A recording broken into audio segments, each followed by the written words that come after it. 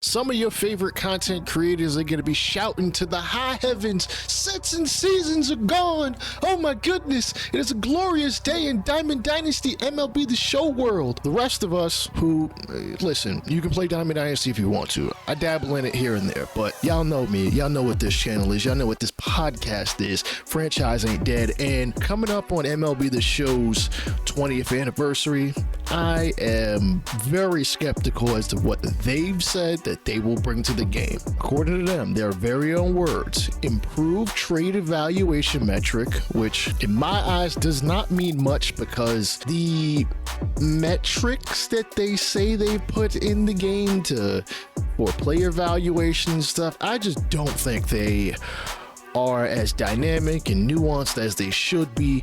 So I'm not expecting much from this. Maybe that's me being cautiously pessimistic. Hell, I mean, I played this game long enough that I can truly say there's maybe been one, if not maybe two, significant changes in MLB the Show's franchise history that has actually changed the way we actually go about playing the mode itself. And those two things are really probably three things. One, back when they had the concessions and stuff like that, but you come to find out none of that stuff really mattered. You could jack up all the prices and have 5 billion seats and it doesn't matter because it's not really going to affect your budget or anything. It affected a little bit, but not enough for you to really go out there and maybe sign a couple of top tier free agents. So it was there for show and it didn't matter. Your promotions didn't really matter. You could go an entire year, you can go an entire decade without the promotions. None of it will matter. Phases was a big thing because you were able to skip to different parts of the season, usually without skipping over anything. You know, you had stop points, you had checkpoints, so to speak, where, oh, it's the end of spring training, it's the trade deadline, it's the draft, it's the all-star game, it's September call-ups, it's the postseason, it's the World Series, it's the end of the entire everything season. And honestly, the most recent one they put in custom game situations. I know that's not what it's actually called. This is more of a rant. I have no script. I'm just going off the dome with this. And other than that, there really hasn't been anything significant that honestly I would consider to be something that would genuinely affect franchise, not just on the user end, but the CPU end. Because the CPU has had its issues. I've been over this in the past. I'm sure I'll mention it again at a certain point in time. It is, what, November 22nd. We still got at least 4 months until the next iteration of MLB the Show comes out. And as you guys have already seen, I have started playing Pro Yakuyu Spirits, the Japanese baseball game from Konami, and despite the language barrier being something that really is slowing me down as far as trying to understand what is going on as far as on the different screens, I've got to use Google Translate. I've got to use a website that I'll link in the description. As a matter of fact, I even linked it in the previous video. There is a lot there that I have wanted to see in MLB the Show that I've been asking for years. Mind you, I have played this game since 2006. I've played every iteration of this game. I've played every single year, don't get me wrong. I have fun with the game, but I can still be critical of it. I spend money just as much as you do on it. I've probably bought the deluxe edition every single year for about 7 years now. And listen, I'd be stupid to think that, oh, you know, they would really think, you know what, oh, you're so generous to have spent $100, $85, $90, whatever dollars, you know, we'll definitely improve the mode that you play. When Road to the Show, which they have stated that they will be going back to where basically we take a lot more control over how our players get better, as opposed to hopefully not the archetype system. There'll be more things to do before you're drafted, so I would assume obviously the showcase games will be there. And without giving away a podcast episode, PYS 2425, the Japanese baseball game, they've been doing that for years. Let's put it that way. They've been doing that for years. I mean, I feel late to the game, but it is what it is. And believe you me, if only Konami actually said, you know what, we're going to put this game out in the US in English, I think MLB The Show would be in some serious trouble. Nonetheless, jumping back to franchise, they have they've stated that they will have a new, fun, engaging off-season experience. Y'all are gonna have to do a lot in order for me to really believe that. Free agency has not been...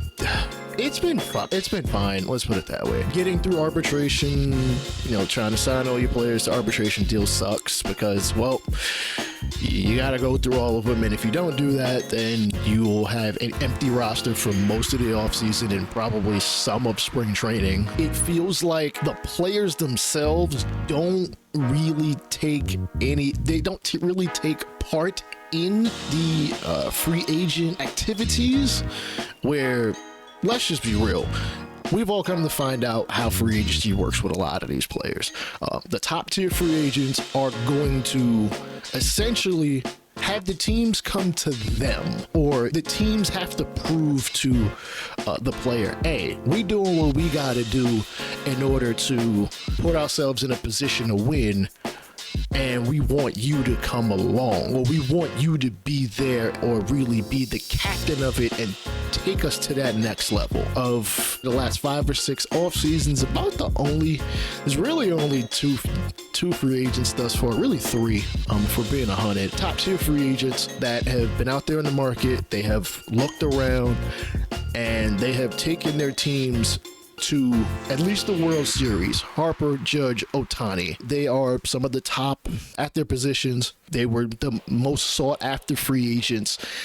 And it took a while, which is something that MLB The Show has started to do, or has started to do since about 2021 or so. Top tier free agents will wait.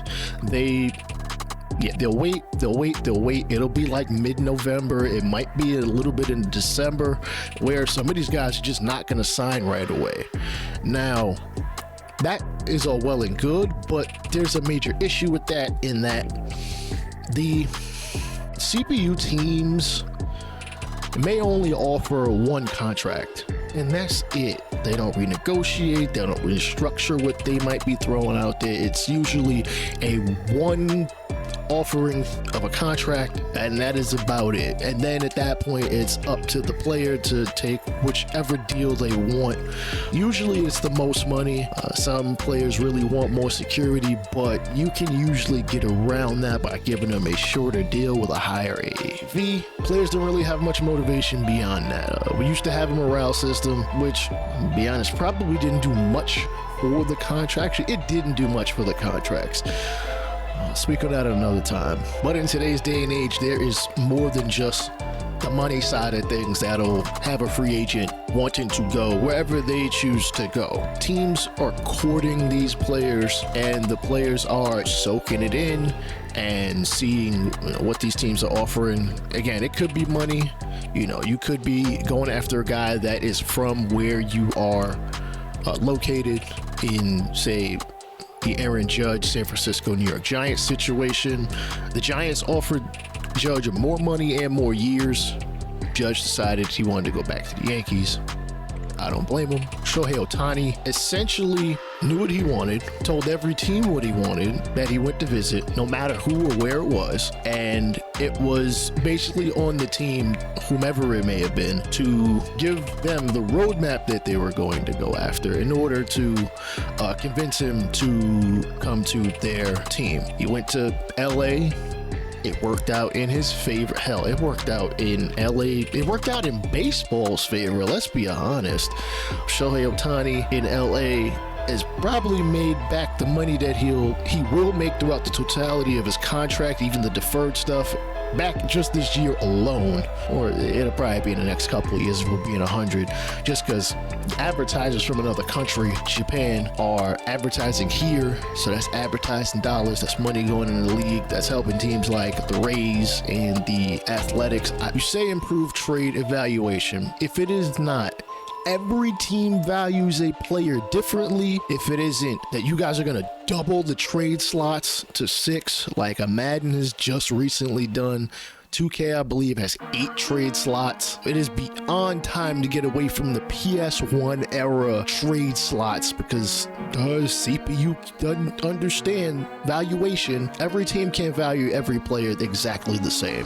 Sure, a Shohei Ohtani might mean a lot for the Rays. They were never going to pay him what he was asking for, ever. While they might want to have him, it would have taken a lot for them to get him. I'm not expecting deferral contracts. That is probably over everybody's head at this point, especially considering we don't have a cohesive financial system in the game to even handle that sort of situation, so I'm not even gonna ask for it. I'm gonna need y'all to honor no trade clauses in real life players' contracts. Like, I know that might not seem fun for a lot of people out there, and honestly, if you just make it a toggle before you hop in the franchise, I think you would solve a lot of, you would help. It would help alleviate the confusion from people who just aren't really into that amount of minutia. I am, because I'm probably a masochist. I don't know if you saw the beginning portion of the Angels franchise I told you I was not going to trade Mike Trout because he had a no trade clause. Anthony Rendon was under the same situation, so I figured I would honor that. I also tried my damnedest to ensure that teams across the league also honored no trade clauses that are already on the books. It's a little ridiculous that we don't have that opportunity in the actual game. I'm hoping for MLB the Show 25 that is the case. Now, if you are talking a fun, engaging offseason, listen, we need to start number one with teams actually offering contract extensions. They do not do that. I have already proven that in a previous episode. They never, ever extend players. Not in spring training, not in post-trade deadline. They have like a month to do so, and they never do. Especially those pre-arbitration contracts to young talent. Jackson Trio got like an 8-year, $80 million contract, and he didn't even step on the MLB field yet. That's the kind of thing I would do in like MLB the Show 20. Granted, there was morale back then, so it kind of was in my best interest to pay a player a little bit earlier than their free agency, just to, one, I would keep them for longer, and two, I would usually backload those contracts just so their salary went up and didn't start tanking their morale just because, you know what? I should be getting paid more, but I've got 5 more years on the contract. Ain't nothing I can do about it, homie. Again, I want to see true battles for free agents, the likes of Juan Soto, Shohei Ohtani, meeting and being offered significantly more money than the artificial cap that Sony San Diego imposes upon franchise players. If we have to go another year where the max money you can pay somebody AAV wise, at least from what it shows, I mean like beyond front and back loading, because obviously that skews the money one way or the other. Your AAV wouldn't change, but how much you're paying them would. You gotta get over $40 million. We are at what, like maybe 10 players? We might be at 11 or 12 by the end of this offseason that are going to get paid more than $40 million, but you make it seem like, hell, I say it just like in real life. Teams can spend. If you want to, you can spend it. You have a lot of y'all are billionaires or 9-figure millionaires. You or the ownership group, y'all could spend the money to improve your team. You might not even improve the team. You might just get fans coming to the ballpark for the first 4 months of the season Remember, they just expanded the playoffs. What is it now? I think 12 teams make the playoffs. If you at least give the illusion of being, oh, hey, we're getting better. We're getting better, guys. You know, we might be in the running for a wild card. You know how many fans would just come just for that. But neither here nor there. And of course, international free agency. The next CBA in a couple years, players and owners might just bring about an international draft, a draft for international players, which would deem MLB the Show ahead of its time, as international players have always been drafted since 2006 in the game. And the funny thing is, this is about as far back as that situation has been in limbo. It's been like 20 years. The owners wanted to put in a draft, the players weren't going for it, and it's definitely been a point of contention, and it's just never been agreed upon. We're probably gonna get a fifth, sixth straight player on the cover that is more than likely an internationally born player. You've had Baez, technically counts. You've had Ohtani, you've had Jazz Chisholm, you've had both Vlad Guerrero and Fernando Tatis Jr. All of these players not born here technically in the US of A. Come on. You have to give in at some point. You got to do it. International free agency. You don't have to actually use the names of the NPB, though probably calling the baseball league the Japanese Professional Baseball League, that might be cutting a little bit too close as far as trademarks are concerned. KBO, sure you can call it Korean baseball or just, something like that. Chinese Professional Baseball League, any of the many leagues in the Caribbean, non-winter leagues. Some of them actually do play in the winter, play their professional games in the winter. But at some point, you have to get with the times. You have to get a lot closer to the times. A lot closer than now and not 2006.